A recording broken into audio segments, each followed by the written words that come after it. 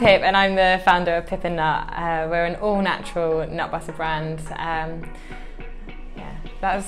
Sorry, I'm actually really good at this.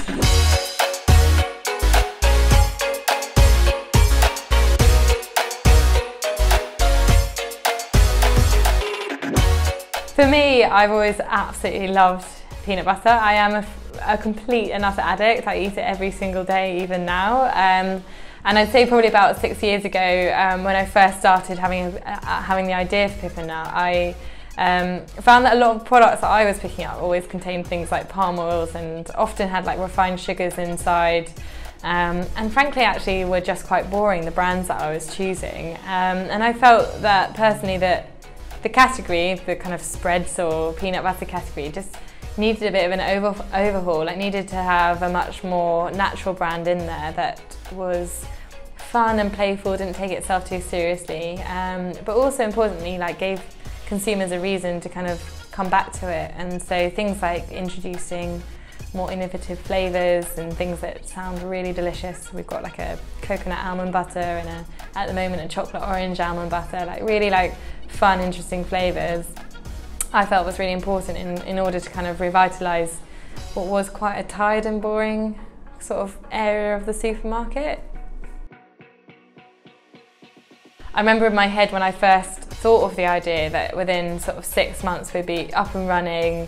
I'd already have had a conversation with a big retailer and we'd be on the way to kind of big bucks. But in reality, it took about 2 years to even get the products ready for market. And I think that often happens when you've really got no experience in the industry. So I was working at the time as a theatre producer, and a lot of the stuff that I had to kind of sort out, things like how do you manufacture a product, how do you do branding, how much money do I need, were all kind of quite foreign to me at the time. So my first port of call actually was initially just making the products in my kitchen, and I've got a blender which we still use actually for product development now in our kitchen in the office. But yeah, I bought a blender, a fancy one, literally just started making it in my kitchen, and I'd pack the jars up and I'd take them to kind of Maltby Street Market in Bermondsey.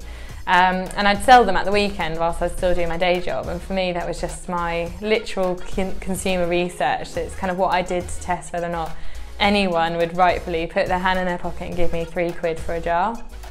And after doing that for a few months, I kind of felt like I'd got a feel for it. I'd got an understanding of what flavours people really resonated with them, and I decided to really go for it. And that's when I started to look more deeply into all those different things that I mentioned earlier.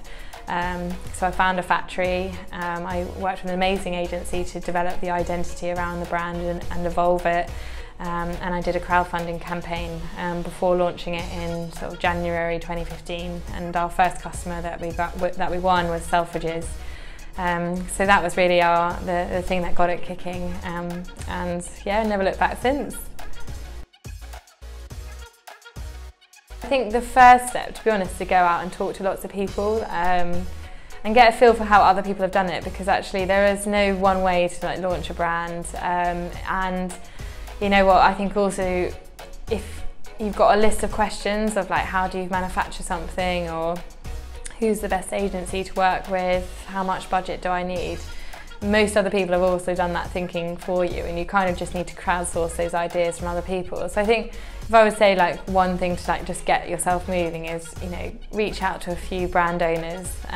Some of them might not ever get back to you, that's fine, some will, and they'll give you some airtime, and come with kind of a list of questions and be open to kind of listening to what other people have done and the advice that they can give you. And I tend to find that often one meeting will piggyback another, where they'll recommend somebody else and they'll introduce you to them, and it will really help build your network out.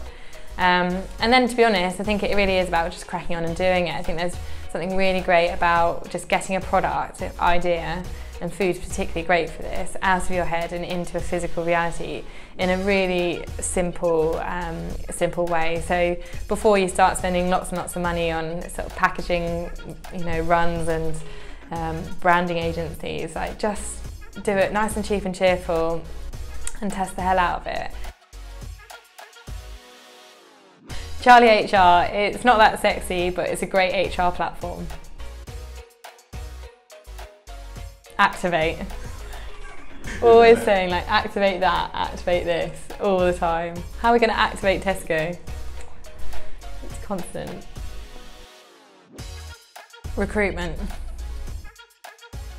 Launching into Sainsbury's. Having Peanut showered down on me for a PR photo for the Daily Mail. It was awful. Natural and organic, I'd say was really good, particularly in the first year if you're looking to drive sales. Selfridges. I think it was a couple of grand. I can't remember though, sorry. Brand partnerships, I'd say, are one of the most effective ways to use spend to gain brand awareness. So we worked with Nike in our first year, did some really big kind of events with them where we did all sorts of stuff from toast bars to smoothie bars to protein ball workshops with them. And for us, it was a great way for us to activate their events whilst also getting exposure to their customers. I think being in London is really important in terms of being able to activate your brand really easily in all the kind of small independent stores that are kind of quite high profile in London. However, I do think the main priority is that you kind of work from a space that makes it easy with your lifestyle.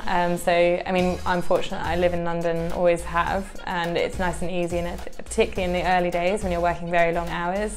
I think it's most important to actually be based close-ish to your work so that, you know, if you are doing those long days, at least when you get home it's nice and quick. Always wanting to start new stuff. Determination.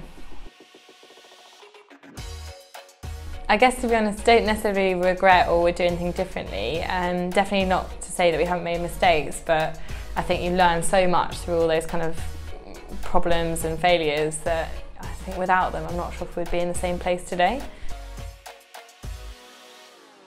I think the best way to motivate people is to be really open and honest, and that's everything from sharing financial information with your whole team so people know what the company is doing, as well as also making sure that you listen to feedback and are open to different ideas. I think really motivates people to make them feel really involved in the decision making around the company. For me, what I want Pippa Nut's long-lasting legacy to be is a genuine kind of impact on people's approaches to food. So for us, it's about making sure people really love what they eat and don't have negative attitudes towards eating something that's a bit more indulgent or you know, feeling bad about the amount of calories and things. So for me, it's about making sure that people genuinely love everything that they eat.